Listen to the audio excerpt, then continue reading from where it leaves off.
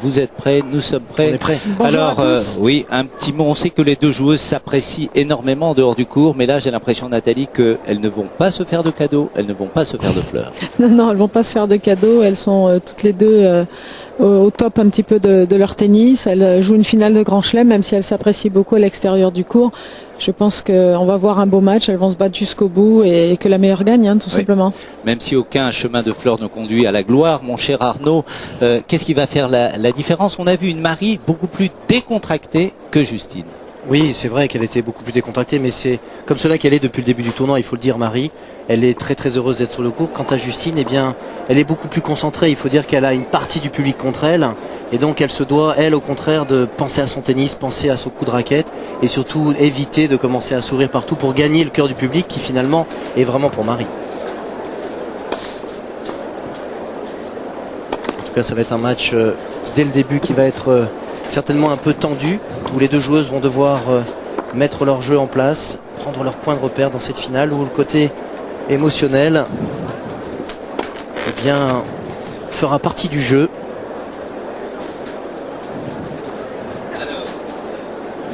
Allons-y, quelques petites informations, bien sûr, que l'on verra sur les deux joueuses. Marie Pierce, qui est classée 23e à la WTA, mais 21e tête de série. Je vous laisse peut-être écouter les informations données par Marc Maury. Aujourd'hui classée à la 12e place mondiale. Elle avait été numéro 1 mondial en octobre 2003. Elle a remporté 22 titres dans sa carrière, dont 3 tournois du Grand Chelem, les internationaux de France ici à Roland-Garros en 2003, l'US Open la même année, l'Open d'Australie en 2004. Cette saison, elle était victorieuse à Charleston, à Varsovie et à Berlin.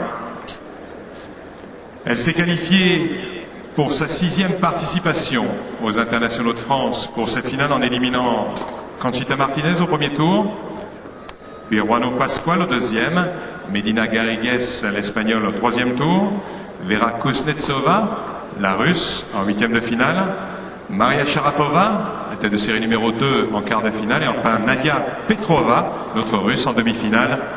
Elle est belge, Justine Henin-Ardenne.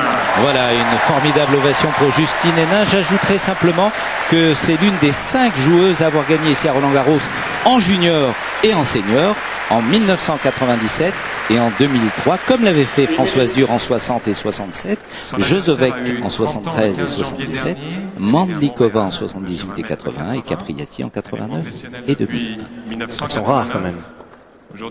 Il y a de beaux noms. Elle avait été numéro 3 mondial en janvier 95, puis une nouvelle fois en juin 2000. Elle a remporté 16 tournois dans sa carrière, le premier à Palerme en 91. Elle était victorieuse à l'Open d'Australie en 95, les internationaux de France ici en 2000. Elle a disputé également la finale des internationaux de France en 94, celle de l'Open d'Australie en 97. C'est sa 15e participation aux internationaux de France. Elle a éliminé Dushevina au premier tour, puis Kostanic, la Croate, au deuxième tour, Zvonareva, tête de série numéro 9 au troisième tour, Patti Schneider en 8e de finale, la numéro 1 mondiale Lindsay Davenport en quart de finale, et enfin Lirovtseva, la Russe, en demi-finale. C'est le plus beau palmarès du tennis français moderne, Marie Pierce. Et c'est tout un public, ce théâtre, ce cours Philippe Chatrier qui acclame et qui va porter Marie Pierce pendant cette rencontre. Justine Henin a joué 15-7, en a gagné 12, en a perdu 3. Elle a joué pendant 11h42 minutes sur les cours. Alors que Marie a disputé 13-7. Elle n'a perdu qu'un seul set face à Patti Schneider, la Suissesse. Et elle a passé 8h54 minutes sur les cours.